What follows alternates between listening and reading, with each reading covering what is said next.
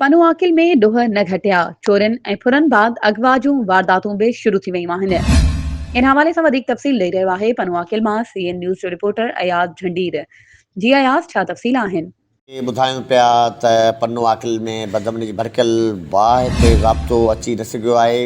हिकु तरफ़ धाड़नि फुरनि चोरनि ख़िलाफ़ु पनुआकिल जे विच शहर में एहतिजाजी बुख हड़ताल हलंदड़ आहे त ॿिए तरफ़ राति जो हिकु दर्दनाक वाक़ियो पेश आयो आहे जो पनुआकिल जे मेहरान कॉलोनी मां लुत्फ़ुल्ला सूमरो जे मदरसे वटां नीगर आबिद शाह 7 वरहनि जो मुबैना तौर ते गुम थी वियो आहे, जंहिंजी सॼी राति ॻोल्हा करण बाद उहो हथु न अची सघियो आहे।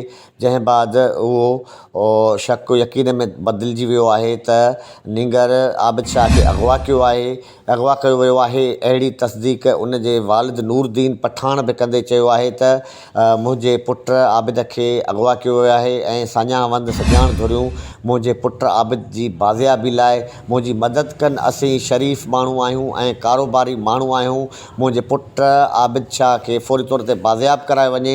अहिड़े वाक़े जे इतला बाद पनुआकिल जो DSP अब्दुल फ़त्तार फुल, SHO इमरान भयो ऐं पनुआकिल म्यूनिसिपल जो चेयरमैन अब्दुल कवी इंढड़ बि वाक़े वारे हंधि पहुतो आहे। जी महिरबानी अयाज़, तफ़सीलनि खां आगाह करण जे लाइ। वधीक ख़बरुनि ऐं अपडेट्स जे लाइ असांजे चैनल खे सब्सक्राइब कयो ऐं हा, बेल आइकन खे प्रेस करण न विसारिजो त जीअं असांजी हर नई अचण वारी वीडियो तव्हां ताईं पहुची